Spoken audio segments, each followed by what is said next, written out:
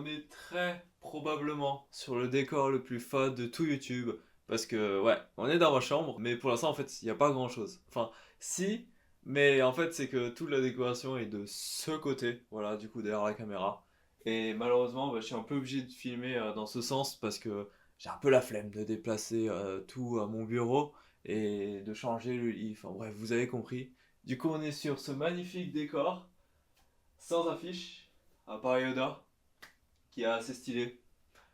Voilà. Aujourd'hui, on va parler d'un sujet assez important, j'ai envie de vous dire. On va parler de Lego Star Wars. Je sais que ça vous plaît, je sais que vous êtes contents, on est tous contents. Il faut que je parle de ce sujet absolument. Attention, la fameuse question habituelle de toutes mes vidéos YouTube sur les Lego arrive toujours. Enfin, pas toutes les vidéos, mais vous savez, des fois quand je fais des vidéos sur un sujet en Lego, je pose toujours la question au début de vidéo. Attention, attention, attention. Est-ce qu'il y aura d'autres Lego à 1000 € à l'avenir, que ce soit prochainement ou dans longtemps? Je vais déjà vous répondre par un oui.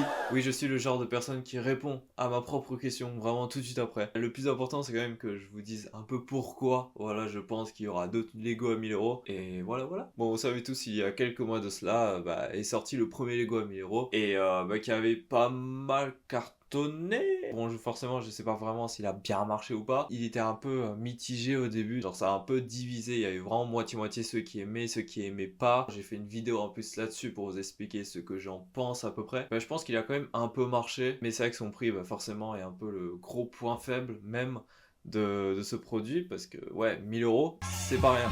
Comme tout le monde, on s'est dit waouh, Lego a atteint un stade, tu vois, ils ont dépassé la barre des 1000 €. Du coup, est-ce qu'il y aura vraiment encore d'autres Lego à 1000 €, voire plus? En vrai, qui sait? Forcément, s'il y aurait un autre Lego à 1000 €, ça serait de nouveau un Lego Star Wars. Parce que, en soi, par exemple, pour Lego Marvel, le plus gros Lego Marvel qu'ils ont sorti à ce jour, c'était la tour des Avengers. Et elle était à 500 €, ce qui est déjà pas mal, mais c'est quand même la moitié de 1000 €. Je vois pas quel autre Lego Marvel ils peuvent faire de plus gros que la tour des Avengers. Pareil pour les Lego DC. Du coup, pour moi, ça serait vraiment encore un Lego Star Wars. S'il y aurait un autre Lego à 1000 € plus tard, ce serait de nouveau un Lego Star Wars. Parce que c'est plus facile en soi de faire avec des Lego Star Wars des produits assez chers. Du coup, je pense que clairement, on peut rester dans le thème de Star Wars. Ça va pas changer. Et j'ai peut-être même une théorie sur le prochain Lego Star Wars à 1000 € qui pourrait sortir. Et ça pourrait être sûrement très prochainement. C'est une théorie.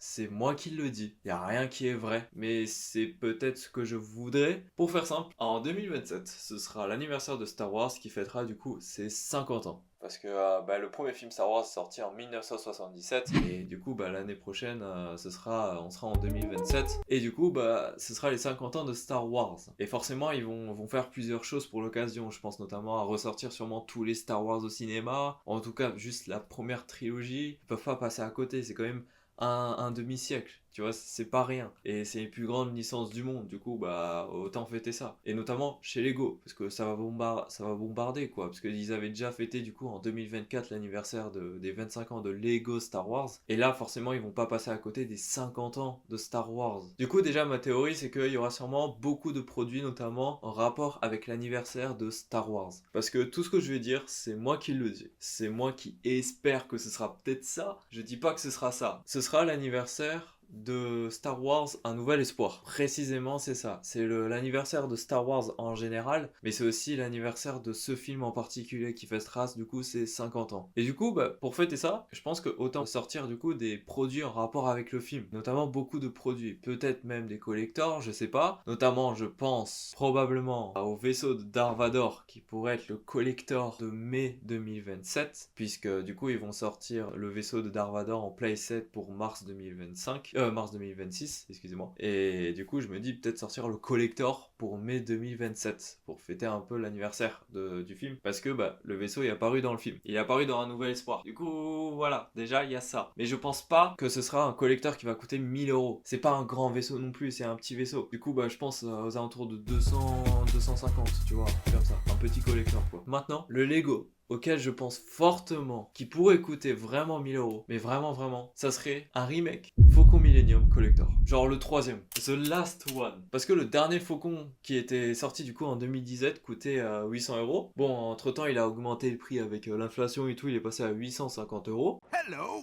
I like money. Il était encore en vente, tu vois, je sais pas s'il est encore en vente actuellement, mais il a duré quoi, il dure, il dure, il dure. Et je me dis, imaginez qu'on apprend que ce Lego va être retiré en fin 2026. Franchement, ma théorie, alors elle tiendrait le coup. En fait, quel vaisseau est plus iconique que le Faucon dans Star Wars? Il y a l'étoile noire, il y a le X-Wing, le TIE Fighter, des vaisseaux assez classiques, mais qui sont quand même connus quoi de l'univers. Mais le plus mémorable, ça reste quand même le Faucon quoi.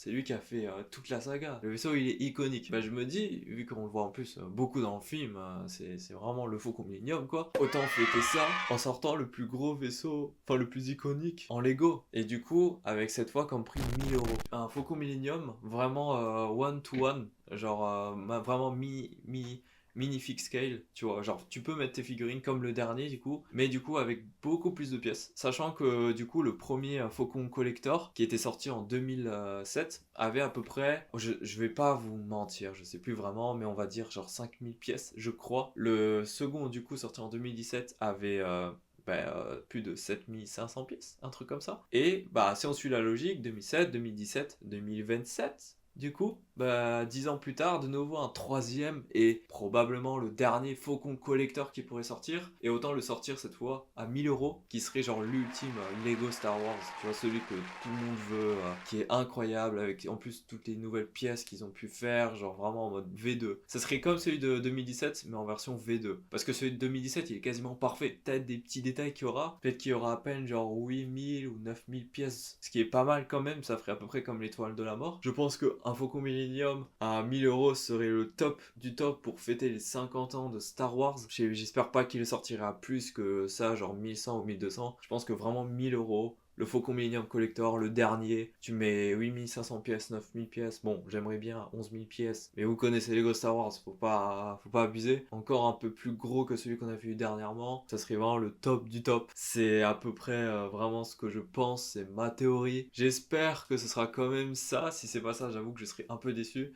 Et surtout que je vois pas d'autres vaisseaux iconiques qui pourraient faire en si grand. Parce que surtout que pour une occasion, pour ressortir un Lego à 1000 euros, il faut sortir le Faucon Millennium. Tu peux pas sortir genre un TIE Fighter à 1000 euros, ça sert à rien.